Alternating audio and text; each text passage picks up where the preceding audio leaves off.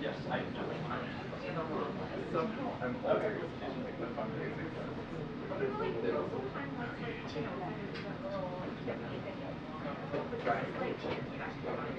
Was it like a personalized email, like with your name and everything?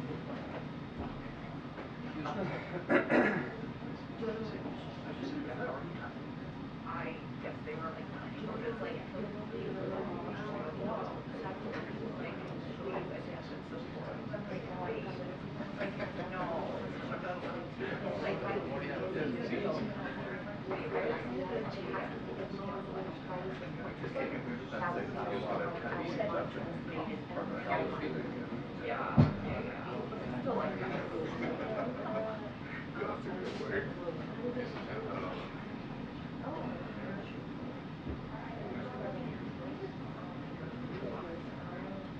Did you actually?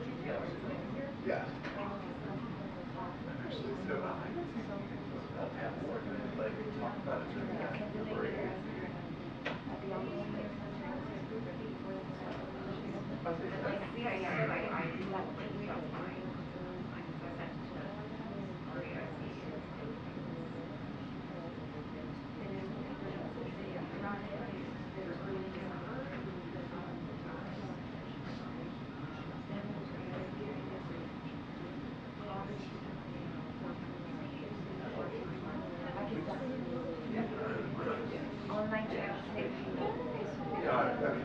Okay, thank you. So They moved it. They sent out a full report that it's 1:15.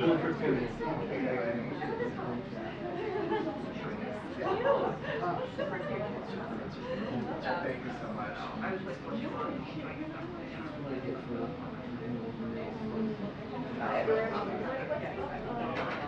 oh my God, I'm very excited. Yeah. Okay, and then also football. Yeah. That's really impressive memory. Yeah.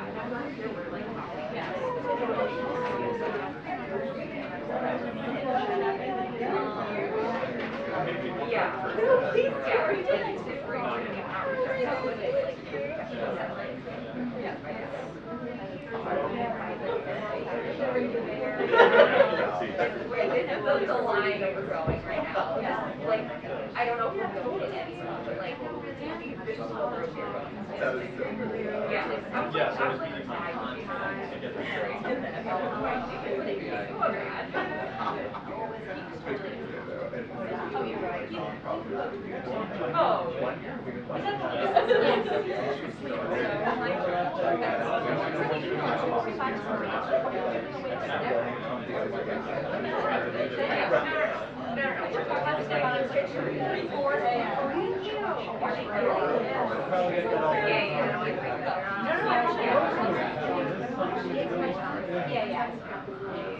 And I was trying to dress up and otherwise extremely casual.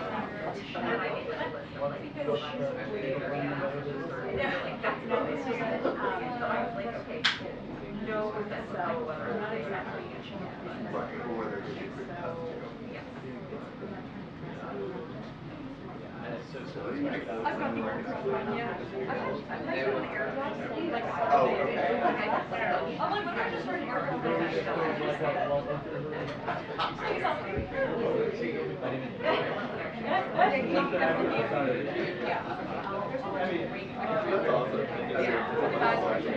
yeah, I was like, I'm sure the whole is not there, and then hey, we're gonna get it is my motto. Like, she got like, I love your idea.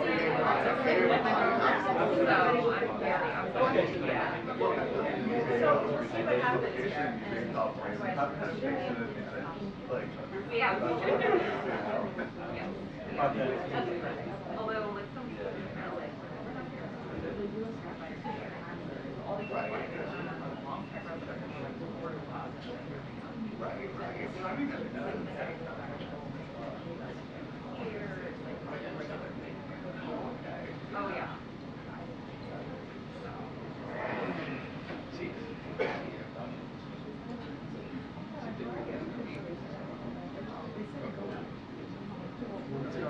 I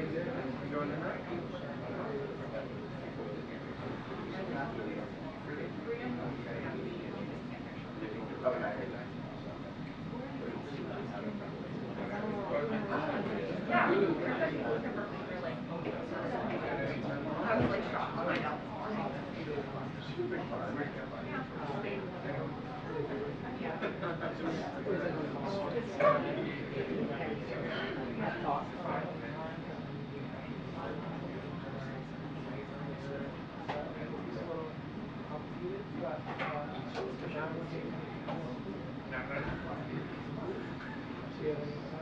I also just got that. I was in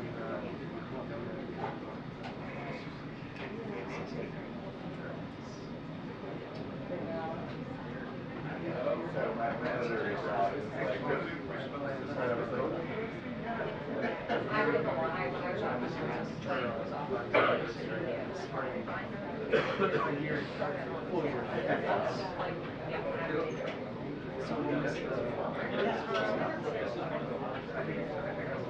yeah.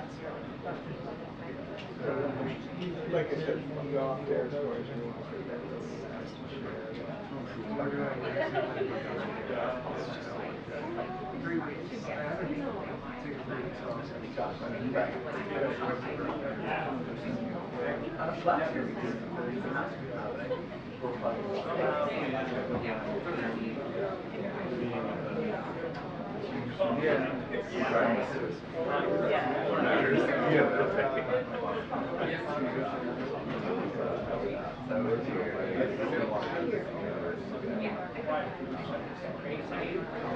it's a long story, but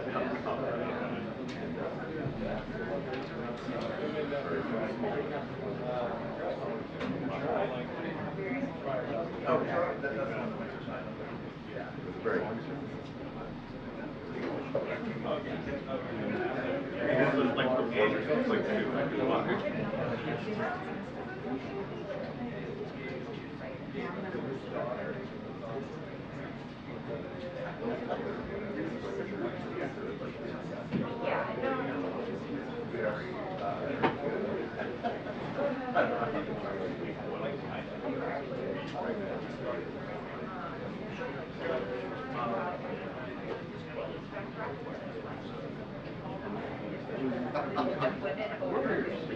That's what always happens. So like, of course, like people used to be real. like,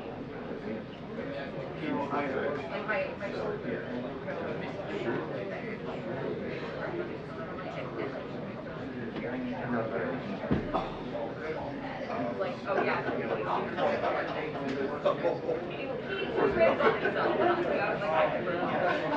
Congratulations. It's a big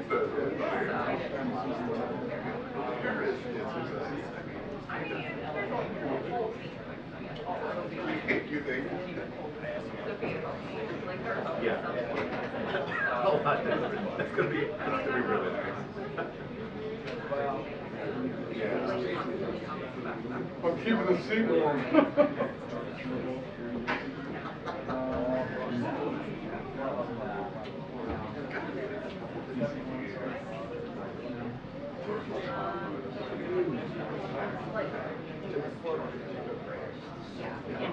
Hello, sir. Me. That's okay.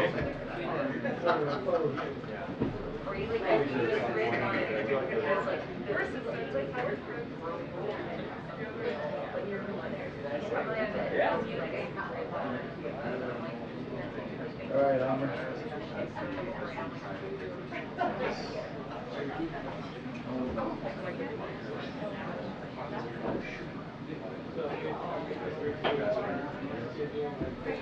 Oh, I got the classes. I think I'm on Friday. Very excited. No, I'm not. I know that you would just mock me, so it's the Vision Pro goggles. They look pretty. Did you watch any of the reviews? It's interesting. I'm still not. I mean, it's not worth what I do. Yeah. I think you should read it. Maybe it'll be a moment. It would be a moment. I would. I'd have to come up with a good question for Karine or Kirby. You might give it to the grade. There are things I'd like to enhance reality. Yes.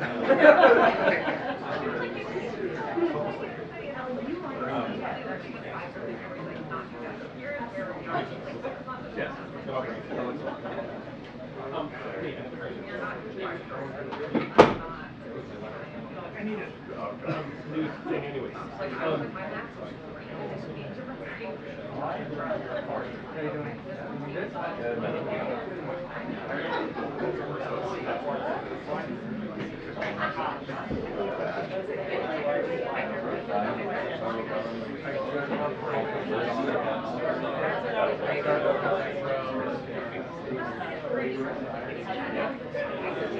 On the one hand,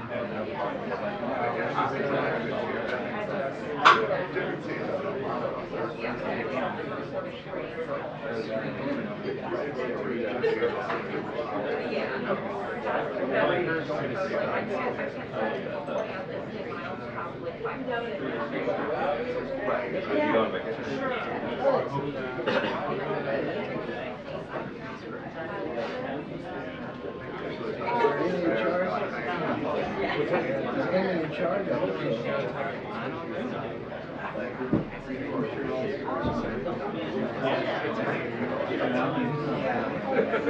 Get it baked in.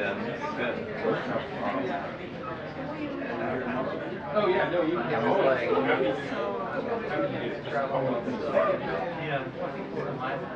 Are you just wandering around? Are you gonna sit eventually? Or? Oh, I see. I think he forgot where the bus station is. I don't really come near that often. Right. Yeah.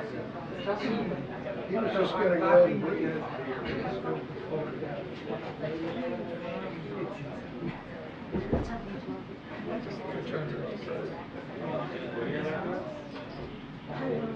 Hello. I'd be delighted. Let's just start with sleep. I'd be delighted or not.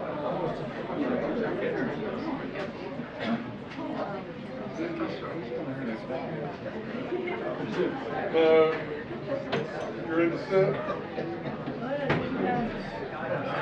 Oh.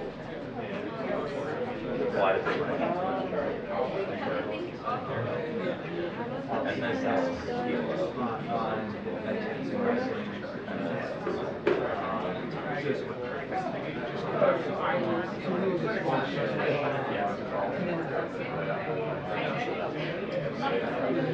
no, because he again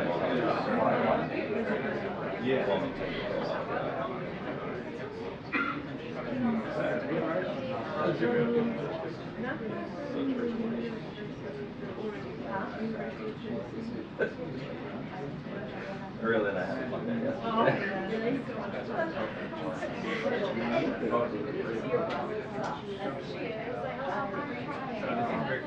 So every trip that I've taken, like in the last couple of years, we have a perks thing.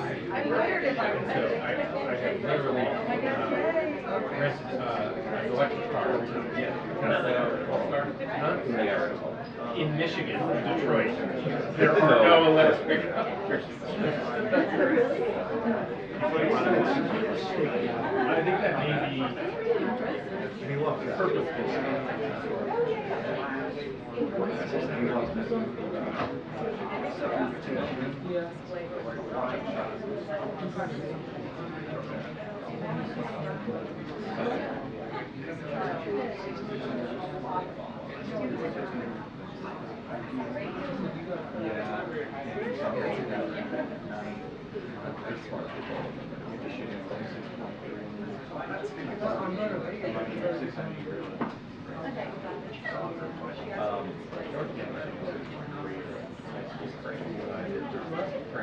Is there a night? Is it an overnight?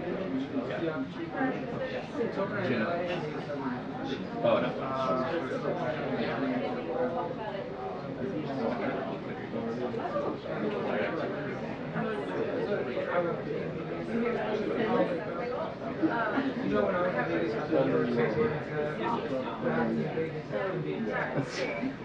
Oh, you were there. Yeah. A lot after that. So what's great is that I will remember Georgia.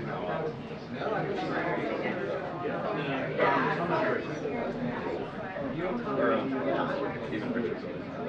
He's less interested in Too old to be like, you know, I realize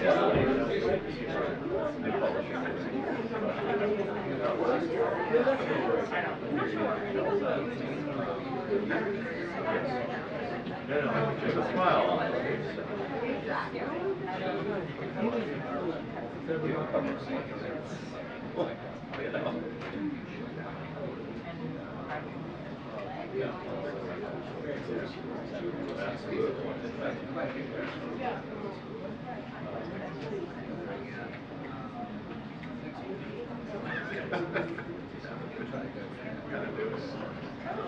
Yeah, like if I'm gonna do it, I can't do it. Oh, really?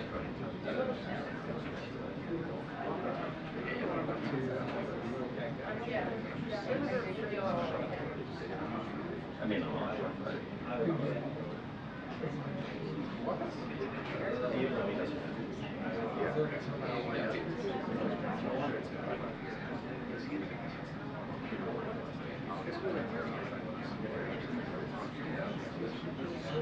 Where are you going? Whoa! Really? Oh my goodness.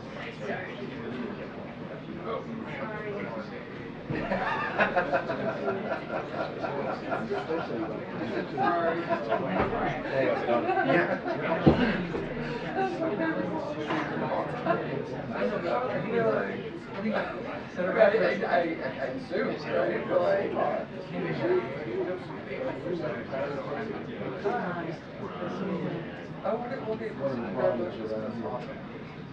take after Steve. okay.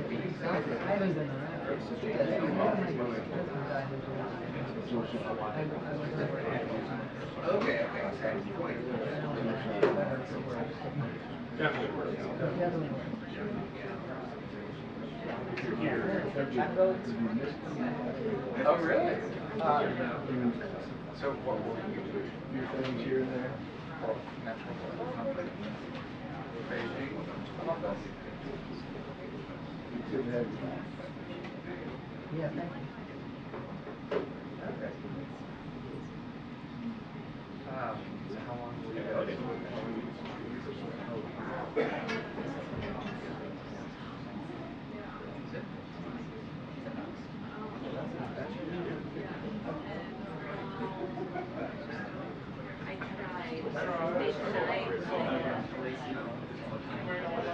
Yeah, exactly. Otherwise, I'd be like,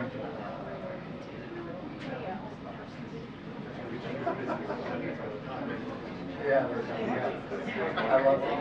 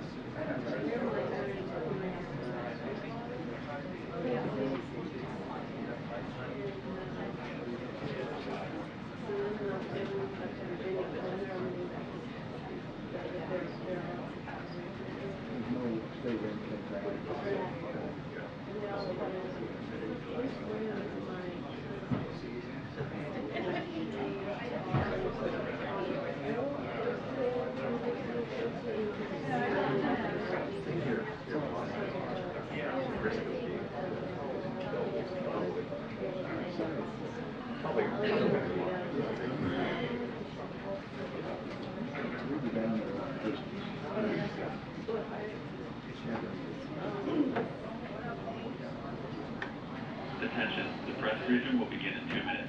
The press briefing will begin in 2 minutes. Thank you.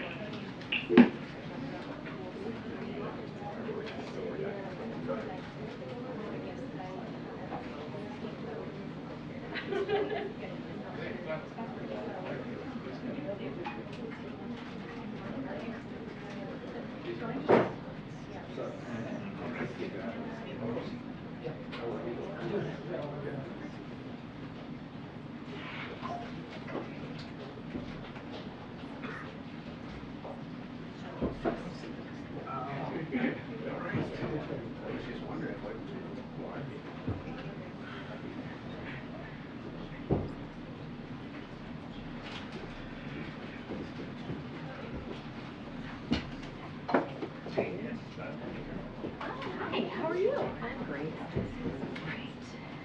Great.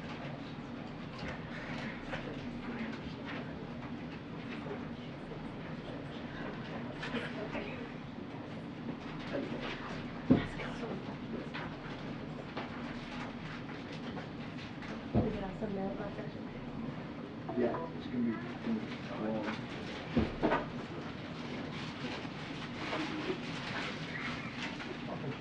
I know, I know.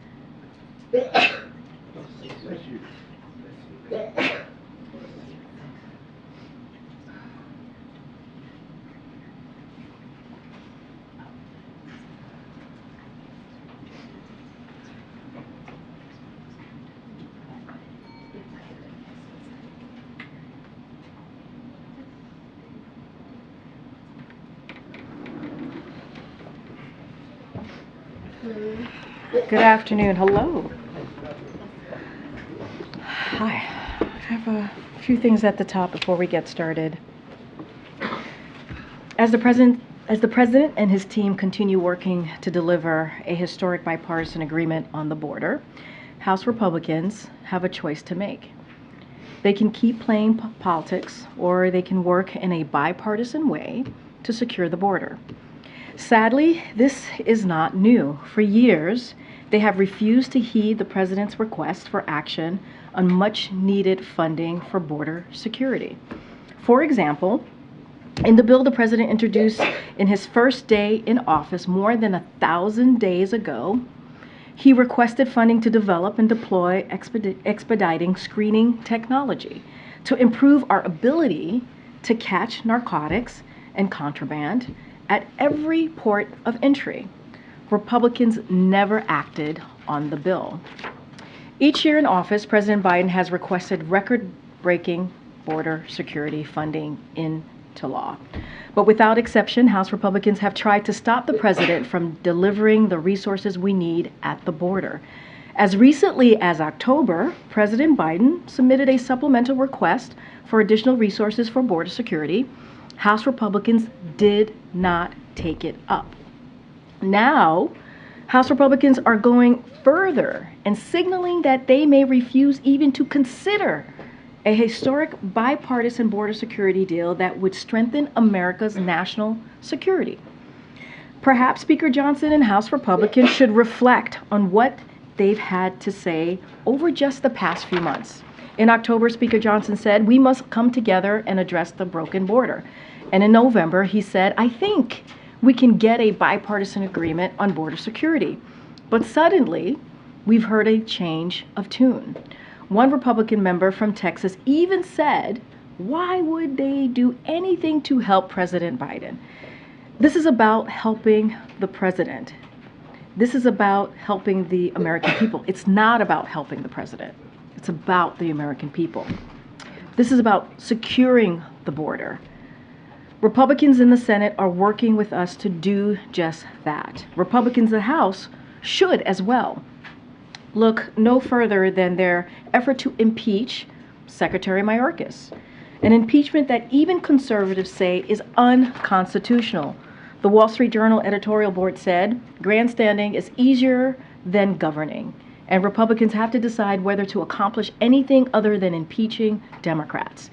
Impeaching him accomplishes nothing beyond political symbolism.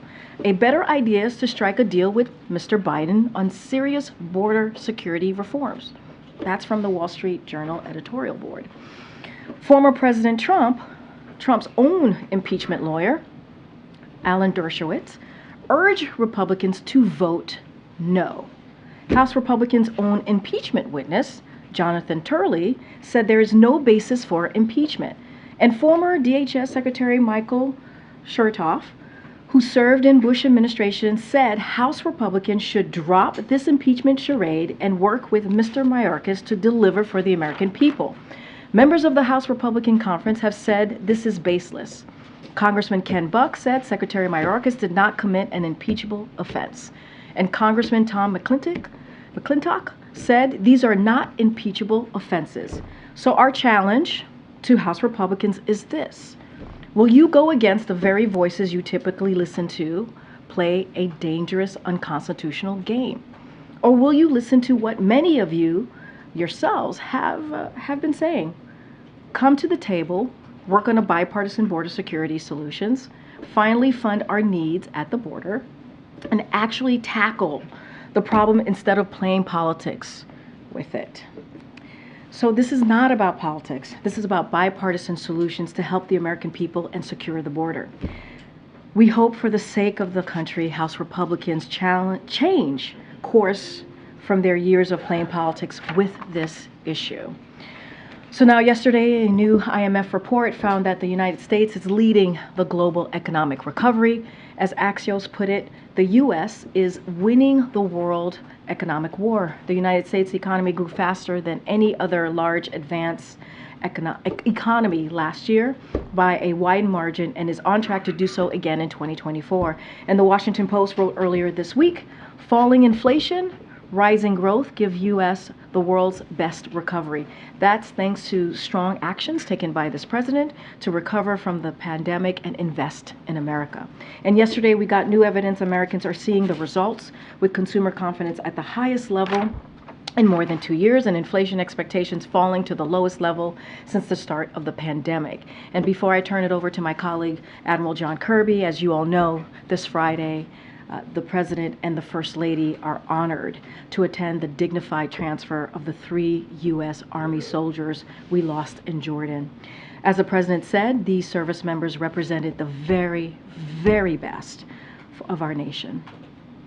The President spoke to each of the families yesterday to offer his heartfelt condolences, and he and the First Lady will have an opportunity to meet with them in person in Dover on Friday.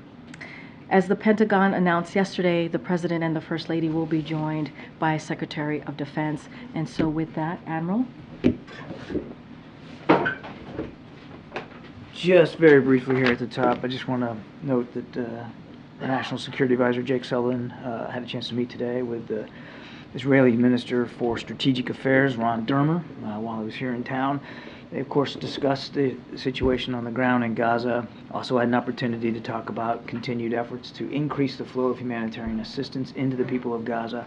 And, of course, they talked about our ongoing collective efforts to get all the hostages released, get them back home with their families where they belong, and those negotiations and discussions are certainly ongoing right now. Now, this meeting comes on the heels of Jake's meeting yesterday with the families of the American hostages and his discussion yesterday as well with the Emir of Qatar. Sheikh Al Thani, again, all really around trying to see what we can do to get another deal in place, another pause in place to get those hostages back with their families. With that. Admiral, I want to make sure I get this right. Iran's ambassador to the UN warned today that Iran, quote, would decisively respond to any attack on the country's interests and nationals under any pretext. One, do you have any reaction to that warning? And two, more specifically, could that be read as a tacit acknowledgement by Iran that the U.S. can keep the Mideast conflict from expanding if President Biden shows restraint in his response that may be forthcoming? The folks that need to show restraint are these groups that Iran backs. But nevertheless, I would just say a couple of things. First of all, as we've said many times, we don't seek a war with Iran. We're not looking for a broader conflict. We're not looking for a war with Iran. That's number one. Number two, we have obligations in the region, including those to our troops and our facilities. And now, as Karine reminded everybody, those attacks have taken the lives of 3 of them. We will do what we need to do to make sure that those responsible are held properly accountable. Is there attribution yet of which militant group or groups were behind this? We believe that the attack in Jordan was planned, resourced, and facilitated by an umbrella group called the Islamic Resistance in Iraq, which contains multiple groups, including Kataib Hezbollah. Was KH the principal behind it?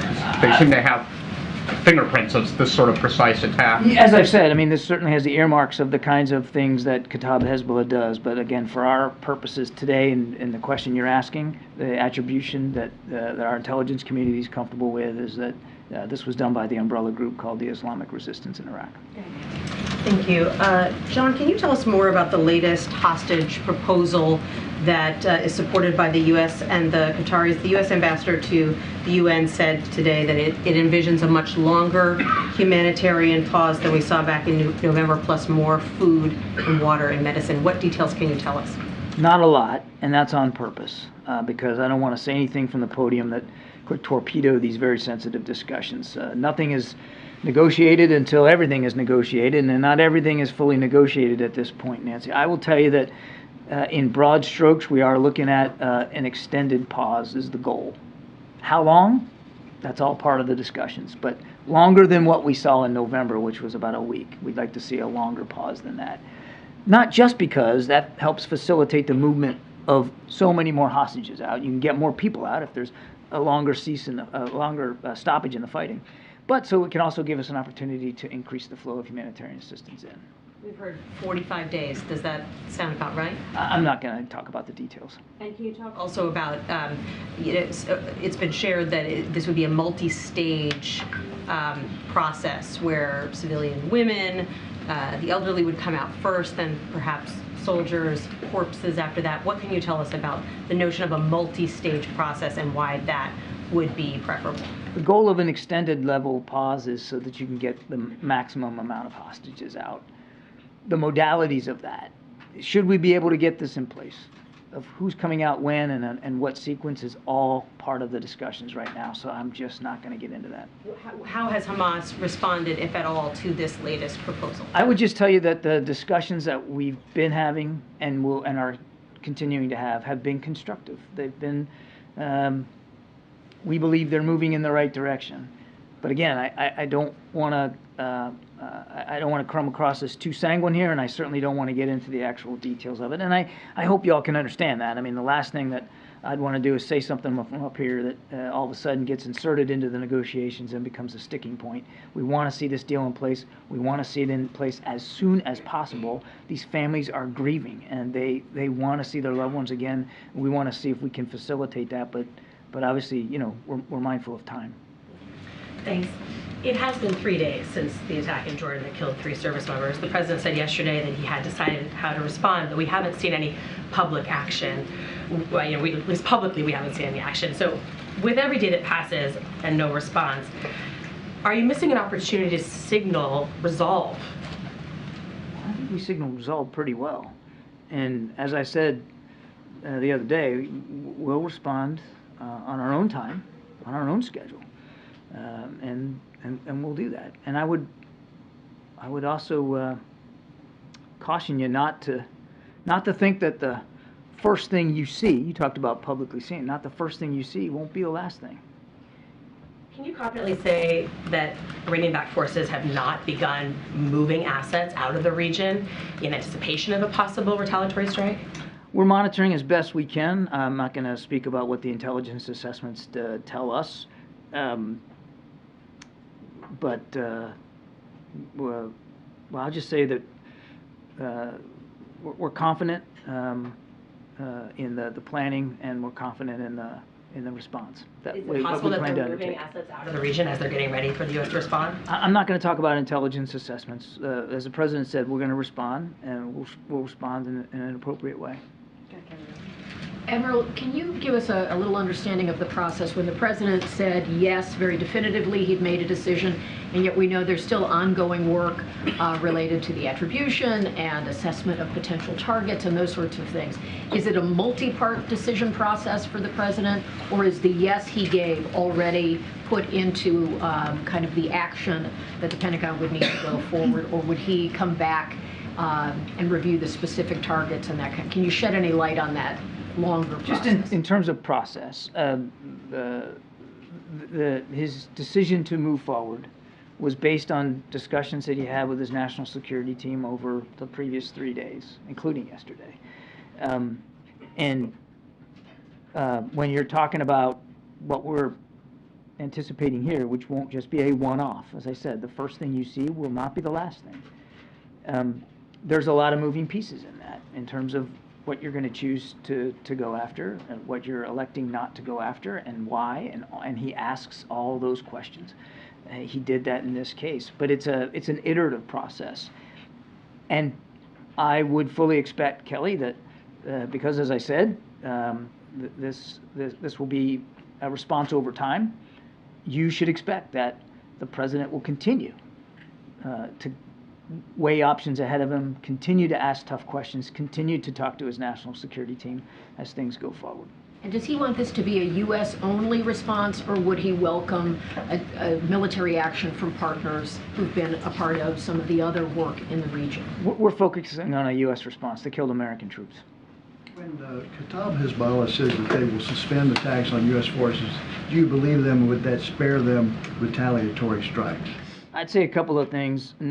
Number one, you can't take what a group like Kataib Hezbollah says at face value. Number two, as I said in my answer to Amr, they're not the only group that has been attacking us, and they're certainly not the only group that is a participant in this Islamic resistance of Iraq. So they're not the sole proprietors here of the violence that has been visited on our people. And number three, back to that point, there are 3 families that are going through the worst possible grief right now. And let me tell you something. When you talked about Dover, that's a tough day. That is a tough day. They killed American soldiers, and I'd leave it at that. Just secondly, John, the Ron Dermer meeting, did Jake ask him about post-conflict Gaza, and do you have a better sense of how long this conflict is going to last? I couldn't tell you how long it's going to last. The Israelis have spoken about this themselves, that this could go on for months. I'll let them speak to their operations and where they see it going. We obviously want to see this conflict end, and certainly we'd like to all see it end as soon as possible, but it has to end in a way that doesn't imperil the Israeli people from the threat of Hamas, which is right next door. So we're going to continue to support them in their efforts to do that. As for the discussion with Mr. Dermer, I know that it was focused on humanitarian assistance, on the hostages specifically, and the general situation in Gaza. I don't have more detail than that. I just wanted to clarify Kelly's last question. The U.S.'s response, whenever it happens, it will be unilateral. It would not be sort of the joint exercise we saw with the Houthi assets earlier this month. That's our expectation. Does the President believe, John, that it is important for the U.S. to strike back immediately and quickly following the deaths of the 3 U.S. service members? The President believes that it is important to respond in an appropriate way now that 3 American soldiers have been killed. And what's appropriate? Well, it depends on what your response is going to look like. and what you're going to go after. And as I said earlier, we will respond in a time and in a manner of our choosing on our schedule. And just because you haven't seen anything in the last 48 hours, that doesn't mean that you're not going to see anything. And as I said earlier, when you see the first thing, don't come to be thinking that that's going to be the last thing. Is the president open to maybe holding off on whatever strikes may come to give time and space for the ongoing hostage negotiations to continue moving in the right direction? Is that a consideration? As I said a few days ago, there should be no impact. There's no reason why what we're trying to do in terms of getting hostages out and what we have to do to respond appropriately to this latest attack in Jordan for one to affect the other. So we are going to respond. We are also going to continue to work on trying to get the hostages out. Both can be done. Absolutely both can be done. Well, it could certainly be a complicating factor, though, right?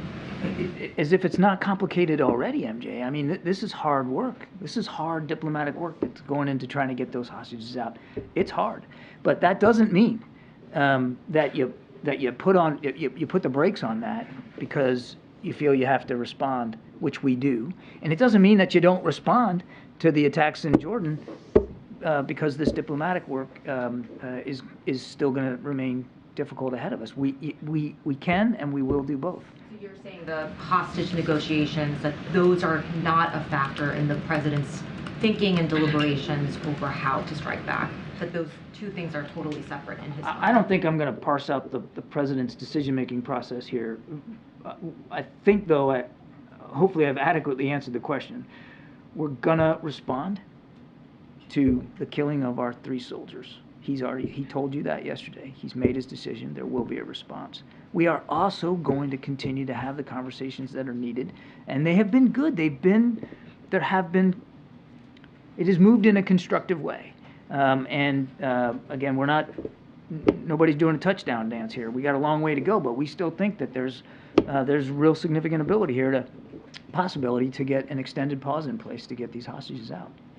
Quickly get your read on Kataib Hezbollah's statement yesterday saying that they would suspend military and security operations against U.S. forces. What was the administration's read on that statement? I think, as I said to Steve, we certainly read it, but we're not going to take it at face value. And we recognize that they're not the only group that has been attacking our troops and our facilities in Iraq and Syria.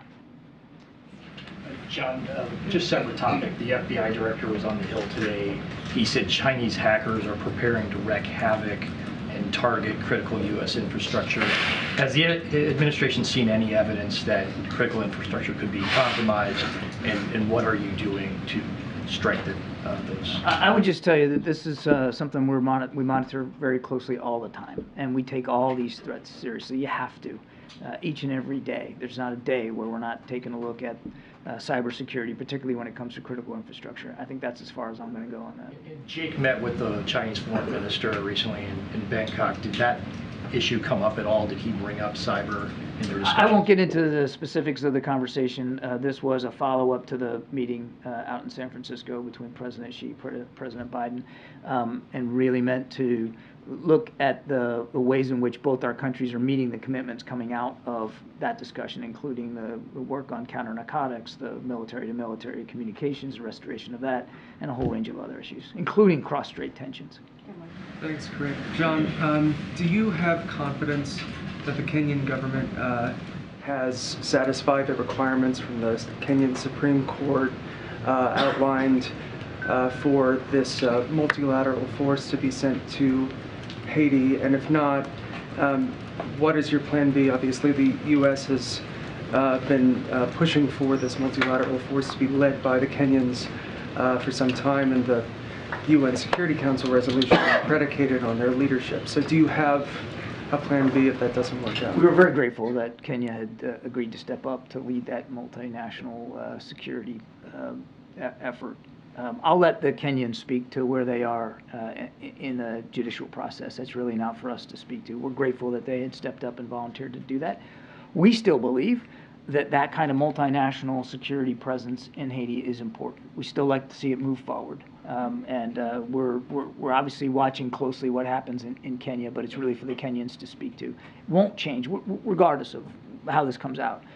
Won't change our central position that we believe some sort of multinational security force presence on the ground is important for the people of Haiti. I mean, they still are suffering the violence of these criminal gangs and thugs and organizations that are just literally making life almost impossible for the people of Haiti. So we still believe that's important.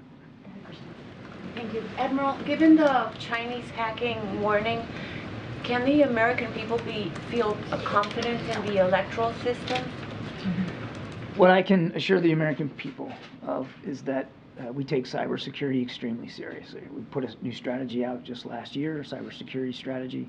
We are always mindful of the threats to critical infrastructure. And one of the things the President believes is critical infrastructure is, of course, the free and fair election process here in the United States, and making sure that can occur. We were able to do that in 2022. The President's confident that the national security team, the folks over at Cyber Command, are all taking this as seriously as and the intelligence community taking this as seriously as possible, and that we will be able to ensure that. Thank you so much, John. I've got a question on Turkey and another one on Venezuela. Just starting with Turkey, we're seeking an update on their possible return to the F-35 program once or if they scrap their Russian defense missile system. But I just wanted to ask you, what this process would look like, would sanctions needed to be lifted, and what does the White House want here? There's no change to our view that the F-35 program for Turkey is incompatible with their use of the S-300 and S-400 missiles. So we're still having those discussions. And should Turkey be able to resolve our concerns about that, then there could be a restoration of movement into the F-35 program. But that's where we are. There's no change to that. On Venezuela, their leadership now says they'll suspend U.S.-Venezuela repatriation because of the U.S. threat of sanctions that you outlined on Monday. Sorry, I was just trying to catch your eye. How does the White House... I'm listening. I'm listening. I'm just texting somebody. No, I'm taking notes so that I don't screw this up. See that affecting movement on the southern border, and what are you doing to prepare for that possible challenge? So I really don't have much more to give you today than what I gave you the other day. The Maduro regime made commitments back in the fall about what they were going to do to allow free and fair elections and allow for the active participation of opposition parties. They have until the spring to move forward on those commitments, and we're going to be watching it closely. I'm not going to preview any economic levers at this point. We're looking for the Maduro regime to step up and meet the commitments that it made in October.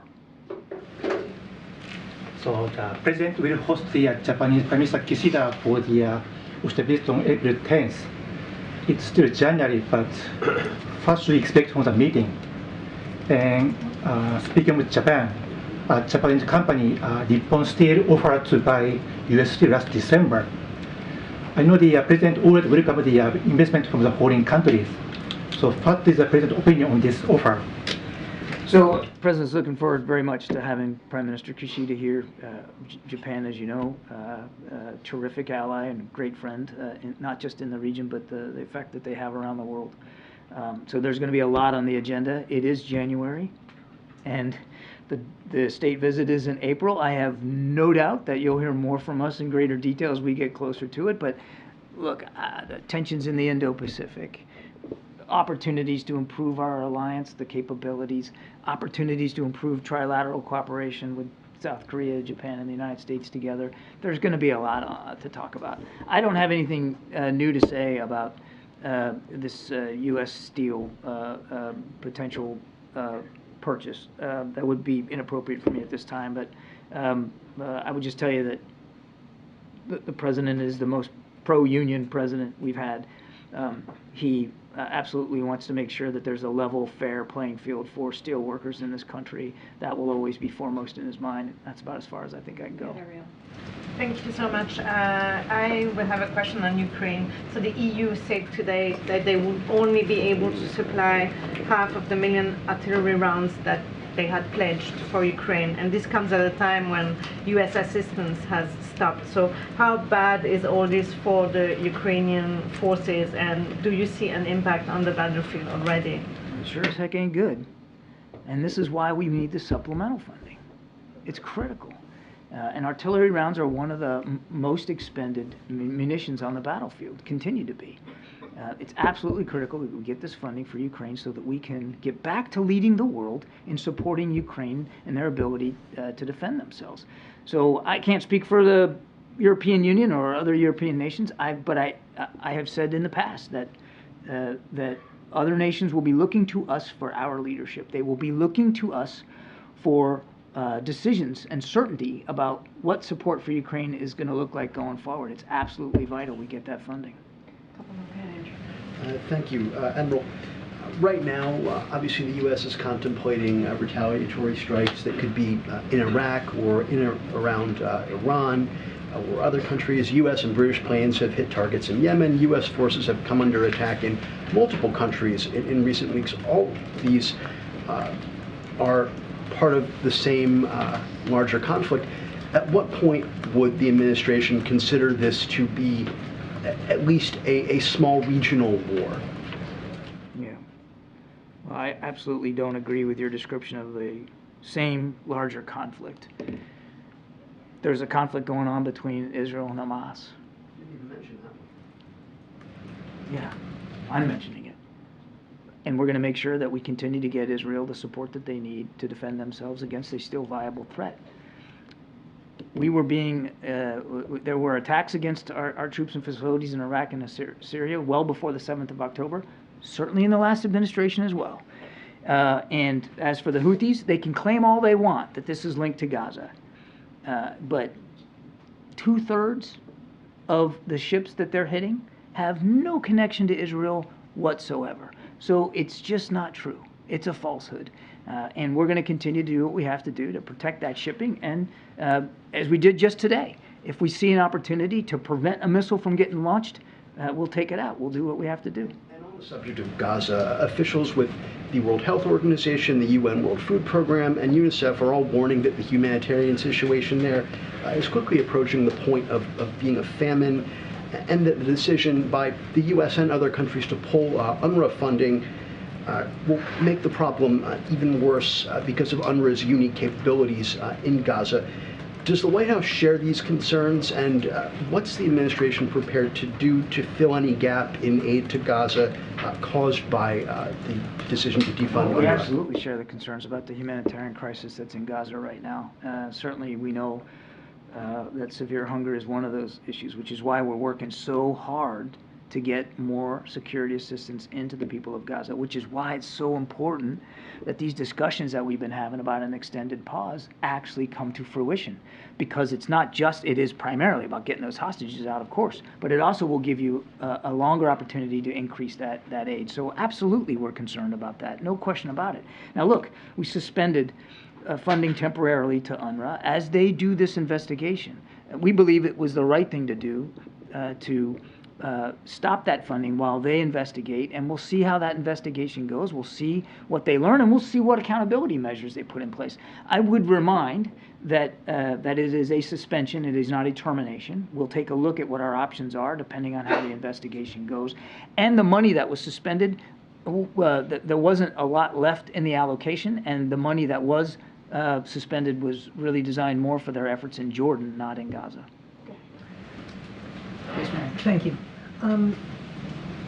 If the border bill plus Ukraine aid fails, is there an alternative legislative vehicle to get aid to Ukraine?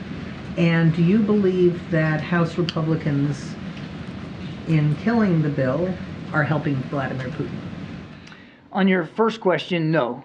The national security supplemental is what we need. It was thoughtfully calibrated, thoughtfully arrived at through discussions with our Ukrainian counterparts. We need that funding. Right now, as you and I are speaking, we aren't sending additional security assistance to Ukraine. There's nothing left. We've got to have that funding. And on your first question, do I think House Republicans are supporting Vladimir Putin? I'm not.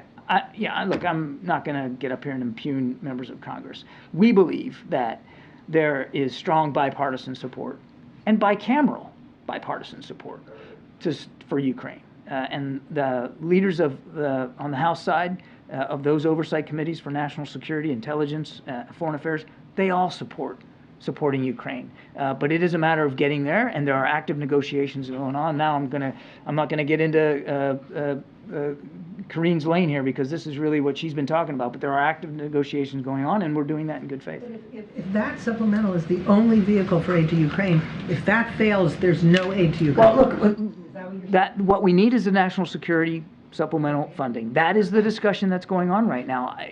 I can't put myself 2 or 10 steps ahead of where we are right now and what that would look like. We want to get the funding for Ukraine. The President submitted the supplemental in October. We believe it's the right amount, and we believe that that's the right vehicle to get it to them.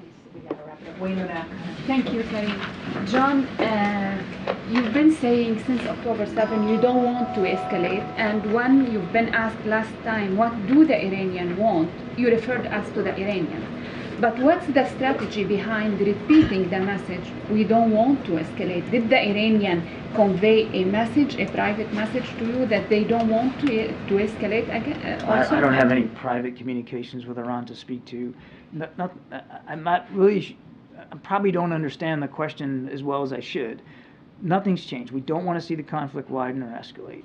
And almost everything the President has done since the 7th of October has been designed to prevent that escalation. Now, of course, I'm mindful of the attacks by the Houthis. We're mindful of the lethal attacks in Jordan, which is why he's taking the actions that he's taking, and it's why he's about to take the actions we're going to take. One more question on the HK statement yesterday. Was it Kataib Hezbollah statement yesterday in Iraq? Was it a result of a diplomatic engagement with the Iraqi government, pressure? Were you in contact with the Iraqis on this statement, or did you pressure them, something like that? No. Last question.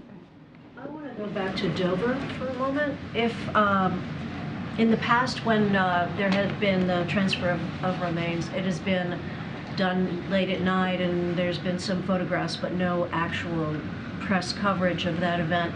Is this going to be a different situation given the fact that the President is about to, or has already decided what his response is going to be to the drone strike that took out those 3 Americans? I'm not sure I follow. Why would the dignified transfer be different because the President decided to make a response? Will the President be making any statement at that event?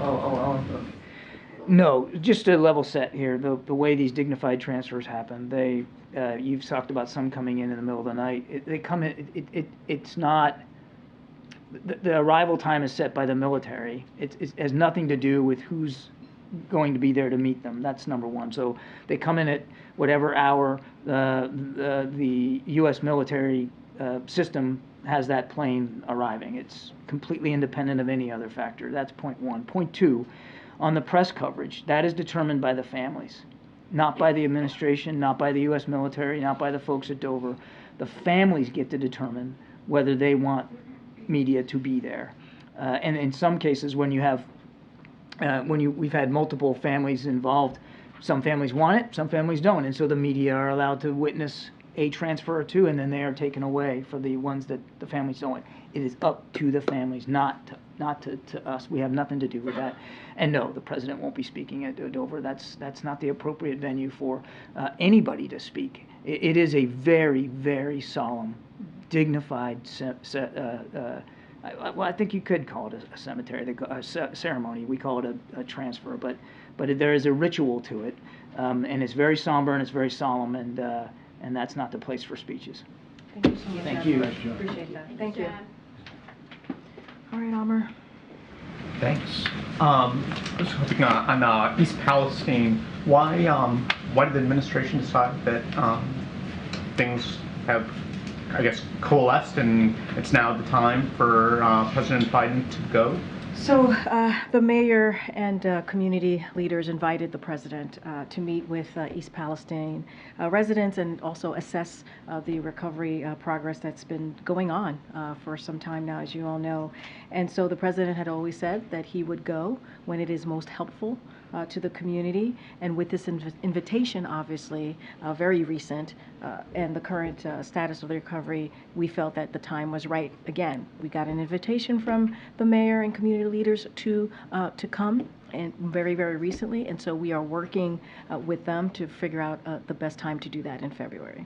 And there isn't a date yet? There's no date yet, but obviously we're working with community leaders, we're working with the mayor, elected officials to find the exact time and day to go in February. And can you just square, the mayor has made some comments, reported comments that seem less than inviting to President Biden to come, while praising former President Trump as actually having more impact on helping the situation, getting the ball moving as things have happened. Does the mayor, one, want President Biden to come? And two, why is from what you're saying, Yeah. he's inviting him, Yeah, he but is. at the I mean, other I'm end, assuming he wants him to come if he's inviting him. Why is he also at the same time? Have you guys gotten a sense? And does it matter to President Biden that he's at one end, he's sort of, I don't know, dunking on him while also calling him to come and visit, from what you're So saying? look, the invite came from the mayor and other folks on the ground. So I think that's important, right? The mayor obviously wants the president of the United States to be there. The president has always said he is a president for folks who live in red states, folks who live in blue state. Doesn't matter if you're in rural America, urban, suburban. He is a president for all. And so let's just never forget that. And I also want to take a step back. Look, the mayor is allowed to say whatever he wants to say, but he also invited the president, this current president, to come. Look. This is, if you think about what happened in East Palestine, on day one, within hours of the derailment, we were on the ground at the president's direction, within hours. And he sent personnel there. This is the president, sent personnel there. EPA, DOT, FEMA, HHS have all been on the ground to support the community till this day. They're still on the ground today. And so, look, the president has been very clear. Anytime there is a situation that happens in a community that is devastated by whether it's a derailment or a natural disaster, obviously, the president says this all the time. He is there for that community for as long as it takes. And he's proven that. So he's looking forward to going to East Palestine in February. We're going to find the day that works best for the folks on the ground. He always said that when the time was right, it was the most helpful for him to be there, he was going to be there. Just very quickly, tomorrow, is there any official business in Michigan for the president, or is this solely a political trip? It's a political trip tomorrow. Your topper about the border deal, are you now pessimistic that a border deal will get done? No, we're not pessimistic at all. I mean, look, the conversations in the Senate with Republicans and Democrats, it's been going on for about 2 months now, we believe have been going in the right direction. They've been productive. I've said this before. The president says this. He's optimistic. And we appreciate that they have been doing this in good faith. But we're also going to call out House Republicans. And we're going to call out Speaker Johnson. And I think it's important for us to do that because it's like upside down world over there. You know, they've been flip-flopping over there. This is going to be a deal, if it is actually goes into law, that is, yes, going to be tough, but it's also going to be fair. It is a bipartisan agreement.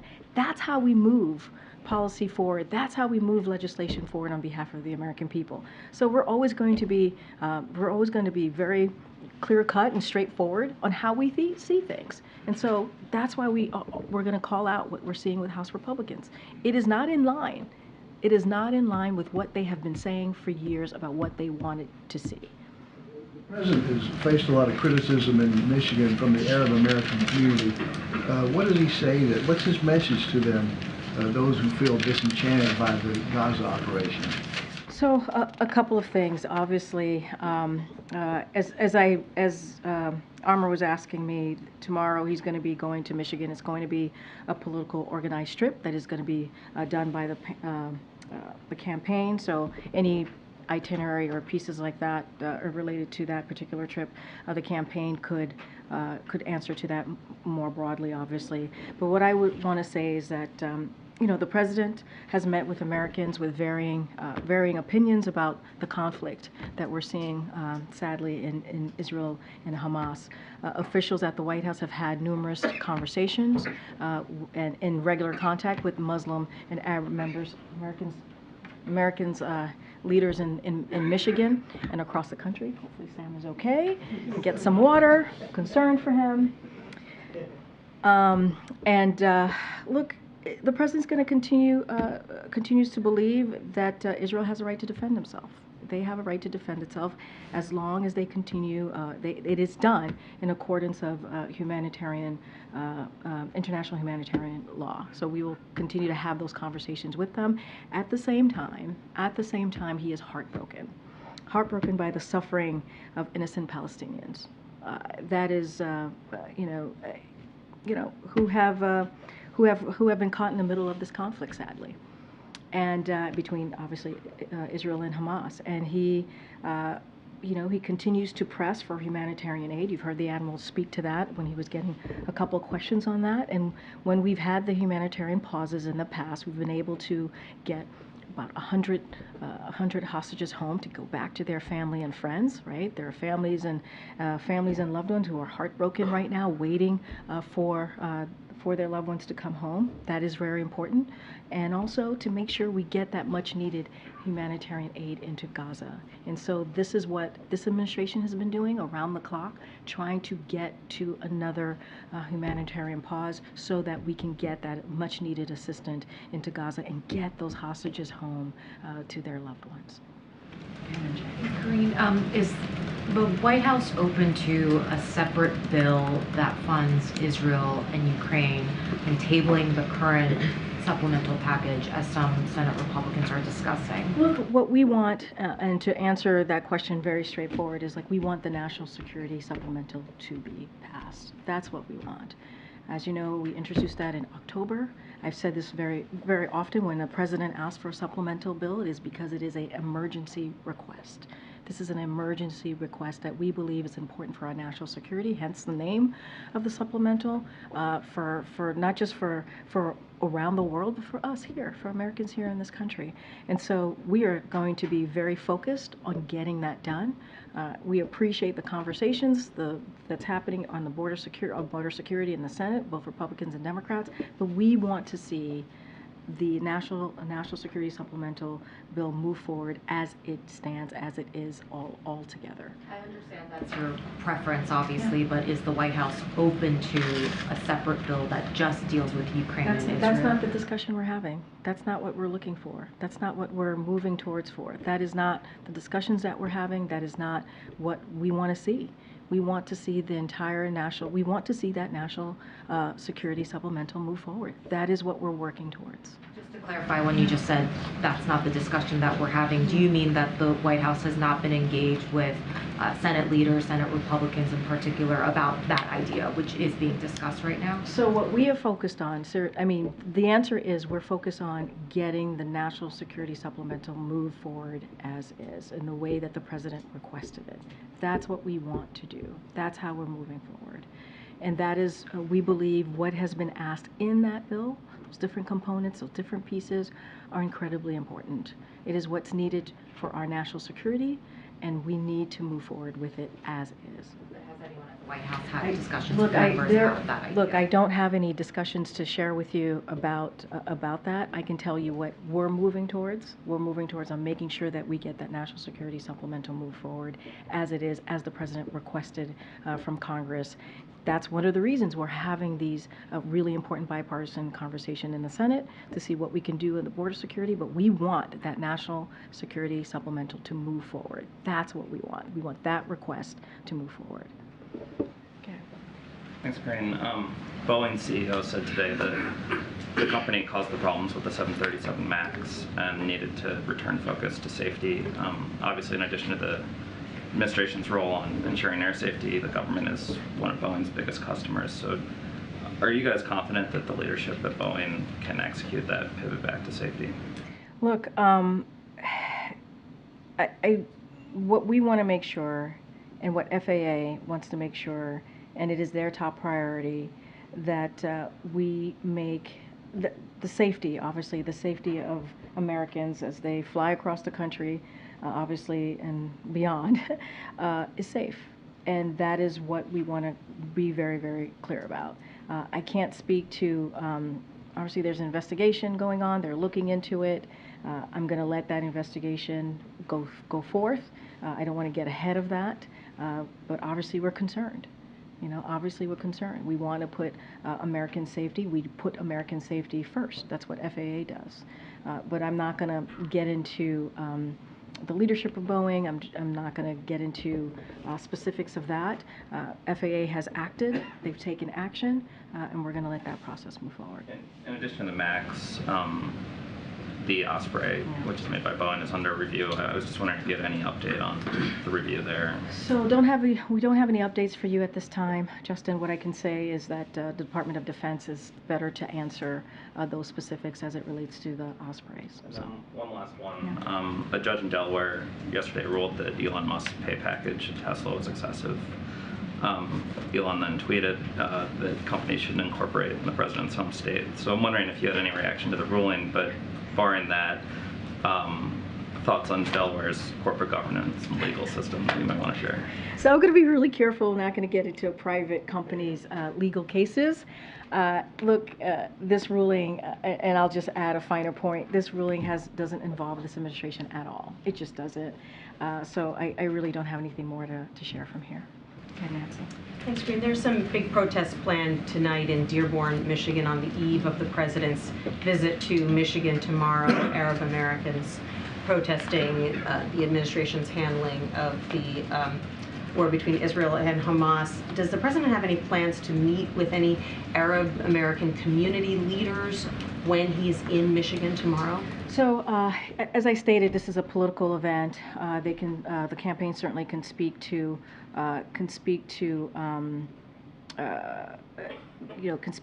the different parts of the trip directly. I'll say this, and I kind of said this at the top when I was asked this question. The president has had meetings with Muslim and Arab leaders. Obviously, we don't read out every meeting. So has White House officials here have been in regular contact with Muslim and Arab leaders, folks in those community. Don't have anything else to share beyond that. And I've laid out that we understand. Like, we get this is a very difficult time for people. We get that. We get that it's a very difficult time for folks. We always believe it's important. The president believes it's important for Americans to feel like their voices can be heard, and to do that in a peaceful way. And so that is where we're always going to be on that. I laid out just moments ago, like how heartbreaking it has been to see Palestinians, innocent Palestinians, have been caught up in the middle of what we're seeing between obviously Israel and Hamas, and so we're going to continue to push for these humanitarian pauses to make sure hostages come home to their loved ones and families, and get that all very important needed humanitarian aid into Gaza. Does the president believe he may alienate Arab Americans with his policy, and is he willing to sustain that kind of difficulty because he believes in his view about Israel's right to defend itself? Is that a cost of this war that he's willing to sustain? Look, when the president thinks about things, it's not about the politics, right? It truly isn't. It is, and we always do this, right? We do a step back about what happened on October 7th. Israel was attacked by a terrorist organization, Hamas, and those leaders in that organizations have said they want to see October 7th happen over and over and over again. And the president's going to continue to believe that Israel has a right to defend themselves. Of course, they need to do it following the international humanitarian law. We've been very clear about that. And of course, we are heartbroken by what we're seeing with innocent Palestinians being caught up in the middle of that. And of course, We understand how folks are feeling in the community, and it's important for them to have their voices be heard. And we respect that. We respect that. We cannot forget what happened on that day and what has led us to where we are today. On a separate topic, there have been notable exchanges on Capitol Hill today with some of the tech company executives being questioned about their content and about protections for users and so forth. Do you know if the president has had a chance to see any of that? Does the White House have a view about how forthcoming these CEOs have been, and if there's more they need to do? So just a couple of things on that. Obviously, we've been monitoring the hearing. The country is experiencing an unprecedented youth mental health crisis. That's a fact. That's what we see in the data. And there is now undeniable evidence, as I just stated, that social media and other online platforms have contributed to that. It is exactly why this president, the Biden-Harris administration, has made tackling the mental health crisis part of their unity agenda, which you've heard the president speak to in the last State of the Union, and you've heard him speak about this throughout the past 3 years. It's a key priority. And that is a key priority for the nation, obviously. It's an issue that cuts across politics and affects red states and blue states. You heard from the different congressional members, from Republicans and Democrats, speak to this today very passionately, asking difficult questions. And it's why this administration has invested historic resources and launched new tools to ensure the safety of Americans here. So we know there's a lot more work to be done. The work is far from over. This administration is going to remain to be committed to providing Americans with the support and the resources needed as we're dealing with this crisis right now. Okay. Following up on that, Senator Lindsey Graham said specifically to these CEOs, you have blood on your hands, you have a product that is killing people. Is that the view of this administration? Look, I'm not going to let the senator obviously speak to him for himself. What I can state is that the data, the evidence, there is evidence that showed that these platform has been devastating to our young people's mental health. And it has been part of a mental health crisis that we see here, and that's why this president has taken action. And look, we have to do everything that we can. This president believes we need to do everything that we can to have the resources to make sure that we help Americans as we're dealing through this mental health crisis. We believe that particular issue is a unity issue. It brings people together, both Democrats and Republicans. They support this, and it's been a key platform of this president. I'm not going to dive into everything that congressional members said, senators specifically said today, but obviously this country is experiencing a crisis amongst our young people, and we have to do something, and the work is far from over. At least one of the CEOs endorsed the Kids Online Safety Act. Anything about that bill in particular that the White House might like? Have you had conversations with Senator Schumer about trying to get it for a floor vote? So I can't speak to that. I haven't spoken to our legislative team on that particular piece, that act. But obviously, we think Congress has a place here to act to move forward legislation to strengthen protections for children's privacy. We think that they can do that to protect the health of kids, to protect safety online for children. They can act, and they can certainly do things to move forward on that. If I could ask just one on the immigration negotiations, we've learned from some of our Senate sources, and it's been talked about a lot of other outlets, about part of the deal, including the deal that's still being worked on, including these numbers, that the border could be shut down specifically if migrant crossings increase above 5,000 per day. Were those numbers acceptable to the White House? Were they the numbers of the White House or the president was pushing for? I'm not going to get into specifics or details. I just don't want to get involved from here, the podium, on what's being discussed, what's being negotiated. I think it's just the right thing to do to give folks the space as they're doing this in good faith in the Senate. I think it's important to do. We've been very clear. We think the system is broken. Immigration system is broken. We have to do everything that we can to deal with the challenges at the border, and it's good that there's bipartisan support in moving forward in that way from the Senate. And so that is what we've been very clear about. I'm just not going to get into numbers or specifics or dive into policy discussions from here. I get that, but from a messaging perspective, House Republicans are diving into these numbers. They're responding to them, and they're calling them out and saying this is the reason they can't support this kind of bill. So are you guys doing yourself a disservice by not talking about some of these specifics? I'm going to be very clear here. House Republicans are actually getting in the way. They're not part of the discussion. They're not. They're not part of trying to figure out how to come to a bipartisan agreement. We would like them to be, but they're deciding not to.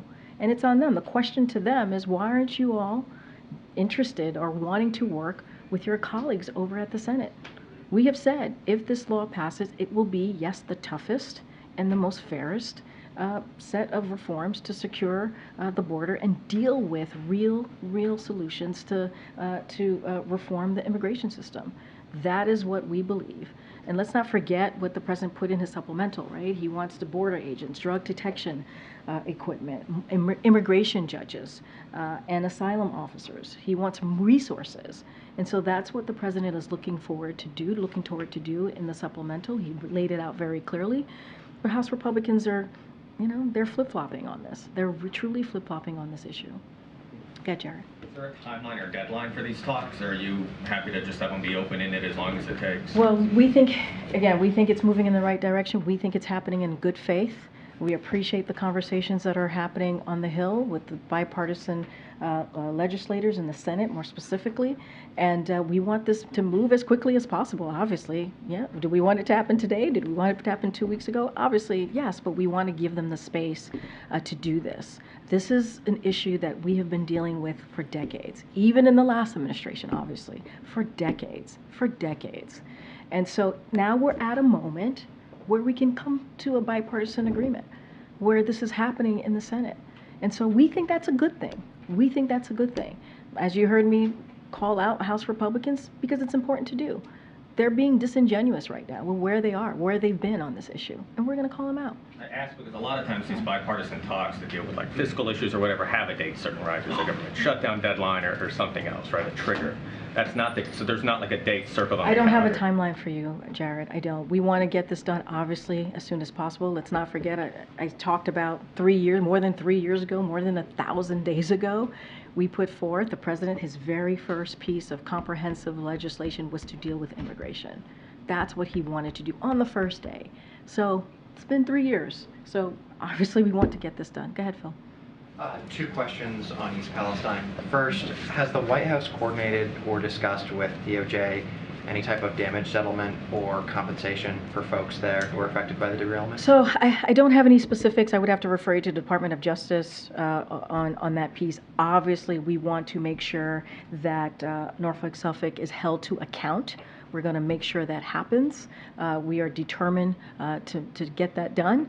I think you've heard that from the Department of Transportation as well, from Secretary Buttigieg. You've heard that from us many times. We want to make sure that they pay. They pay for the derailment that they caused. And so it's obviously that is a priority. And then next month, when the president is in East Palestine, will he drink the water there? I mean, look, what I can tell you is the president's focus has been to do everything that he can to support this community from day one. We get what's going on the ground. We understand what's going on. That's why we've had the EPA. That's why we had DOT. That's why we had HHS. That's why we've had FEMA on the ground. This is not about some sort of like political stunt here. This is not what this is about. This is about this president being a president for everyone and showing up for this community. That's what this is about. I'm not going to get into some sort of political stunts about drinking water. What we're going to focus about is making sure they have what they need. And the president was invited by the mayor, by community leaders. He's going to show up. He always said he would be there when it was the most helpful. The reason I ask is despite some of the federal assurances, there are folks on the ground who are not political and are just very concerned, and they doubt some of the assurances they've gotten from the And we federal. understand that. We get that. Something horrible happened to that community. A derailment happened in that community that caused a lot of, some damage, real damage to folks who live there. We get that. That's why we've had, again, EPA, FEMA, HHS, DOT on the ground within hours by this president's direction. So we're taking this incredibly seriously, Phil, and the president's going to go down there. in February, when the time permits, right, the best time to do this, we're working with folks on the ground to visit the community and be there. And it's not going to be about politics. It's not about being in a red state or a blue state. You hear us say this over and over. You hear from the president over and over again because he wants to make sure that he's there for this community. I have to go. I actually have to go into the Oval Office. Thank you, everybody. Thank you.